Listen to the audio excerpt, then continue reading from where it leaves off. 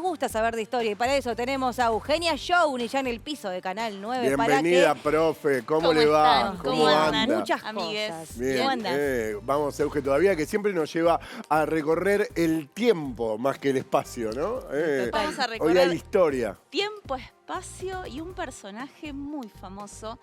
Un gaucho, uno de los gauchos famosos de la provincia de Buenos Aires, que a diferencia de uno de los más famosos, que era el Martín Fierro, este gaucho, Juan Moreira, fue un gaucho que vivió, que existió, fue una persona que después se popularizó a través de la literatura, del teatro, del cine, pero que tuvo una vida en la provincia de Buenos Aires y una historia que vamos a ver ahora en el informe. Bien. A ver a Juan Moreira entonces, dale. El gaucho es uno de los personajes por excelencia en la historia bonaerense. Obras de la literatura como el Martín Fierro nos hablan de ese gaucho, de cómo era, de cómo vivía. Y si pensamos en otro gaucho famoso, pensemos en Juan Moreira, que fue un personaje de novela, un protagonista en el cine nacional, pero también fue un gaucho real, un hombre que vivió a mediados del siglo XIX en la provincia de Buenos Aires. Moreira nació en 1829 en el territorio del actual Partido de la Matanza. Trabajó como peón de campo en la zona de Navarro, se casó, formó una familia. Era un hombre trabajador y muy respetado por sus vecinos. Hasta que en 1856 cometió su primer delito, el asesinato de un pulpero. Buenas, don Sardetti. ¿Qué? Pero este hecho, lejos de convertirlo en un perseguido de la justicia, hizo que empezara a ser visto por algunos políticos como alguien útil para convencer indecisos, quizás a punta de facón, en épocas de elecciones fraudulentas y de voto cantado. Las deudas con la justicia de Moreira se habían transformado en una especie de moneda de cambio. Trabajaba como guardaespaldas de algunos políticos a cambio de quedar libre de las persecuciones policiales. La promesa del indulto por los crímenes cometidos lo llevó a formar parte del enfrentamiento que se dio a nivel nacional, pero con mucha intensidad en la provincia de Buenos Aires, entre quienes apoyaban al presidente Sarmiento y a su vicepresidente Adolfo Alsina, y a quienes formaban parte de la oposición, que eran los partidarios de Bartolomé Mitre. Juan Moreira trabajó para ambos bandos, y cuando sus protectores comenzaron a perder poder, la policía comenzó a buscarlo. ¿Quién me voy a entregar, carajo? ¡A la policía de Buenos Aires!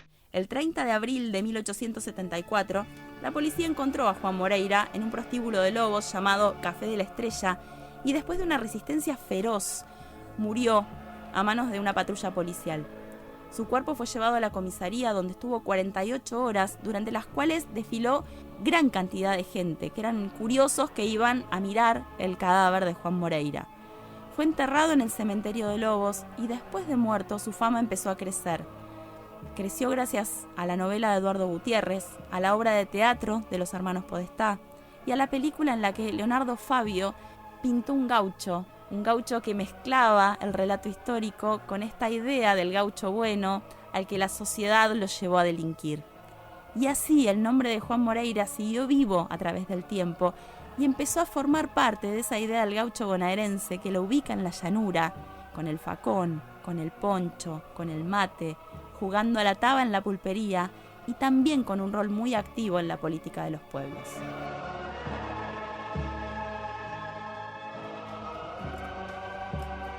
Gran historia, Euge. No puedo evitar ir un poco a la infancia donde consumí quizás alguna de sus películas y esto, y lo veías como un héroe. Yo me decía antes del Facón y no sabía que en Lobo estaba la daga. Digo, el Facón de Moreira era conocido justamente por lo que se sabía de él, de lo hábil que era peleando, ¿no? Con el poncho y el facón. Era muy hábil peleando con el poncho del facón. Ese facón se lo había regalado Adolfo Alsina, un político para el cual trabajó en 1866. Tenía el mango de plata y se conservó casi lo llevó a la fama. De hecho, en todas las representaciones que aparecen de Moreira es el facón de Juan Moreira. Claro, y otra cosa que mostraban ahí en el tape es el cráneo, ¿no? Que hubo todo como un mito ahí, que lo llevaban de un lado para el otro, ¿no? Es notable lo que pasó con el cráneo de Juan Moreira, porque ese cráneo fue estudiado. Cuando Moreira muere lo estudian porque en ese momento había una teoría criminalística que era el lombrosianismo, que lo que postulaba era que los delincuentes tenían características anatómicas específicas. Entonces lo estudiaron, no encontraron nada. De ahí que hay museos del amor que con delincuentes famosos donde quedan. Sí. El cráneo fue a parar a la casa del abuelo de Juan Domingo Perón, don Tomás Perón. En Lobos, claro. Y después, en 1928, la familia lo donó al Museo de Luján. Después, en 1956, Juan Domingo Perón inaugura el Museo Juan Domingo Perón en Lobos y traslada el cráneo de Juan Moreira al Museo de Lobos. A partir de ahí empieza a viajar. ¿Por qué? Porque después del golpe de Estado de 1955, el cráneo fue devuelto a Luján. Pero en 1973 el cráneo volvió a Lobos. Bien. Y después del golpe del 76 volvió a Luján. Bueno. Mirá, un cráneo itinerante. Era el cráneo itinerante. ¿Cómo le gustaba después de la vuelta de la democracia en 1983, el cráneo volvió definitivamente a Lobos. Pero es interesante ver cómo se transformó en un símbolo, casi en un trofeo de guerra, de lo que era el esfuerzo por desperonizar. Esta idea de el cráneo de Juan Moreira asociado a la familia de Juan Domingo Perón, a la voluntad de que Juan Domingo Perón había tenido al momento de trasladarlo al Museo de Lobos y de repente pretender que eso fuera negado, fuera llevado para atrás y devolverlo a lo que supuestamente era su lugar inicial, su lugar de origen, su lugar natural.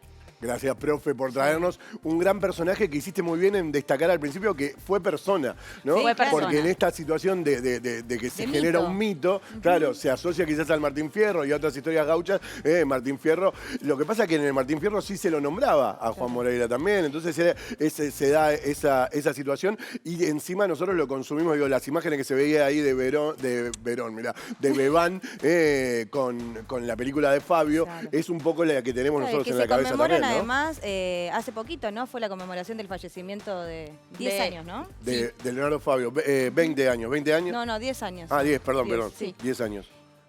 Sí, fue la conmemoración. Yo creo que las imágenes que veíamos justamente son de la película Juan Moreira, que recomiendo muchísimo porque es bella, es arte en el cine, pero además nos cuenta la historia de Juan Moreira un poco vinculada a esta idea del gaucho como un hombre bueno que por las circunstancias que le tocaron vivir terminó cayendo en la delincuencia, pero que también tiene que ver con la idea que hay del gaucho y con este personaje que forma parte de la identidad de nuestra historia bonaerense.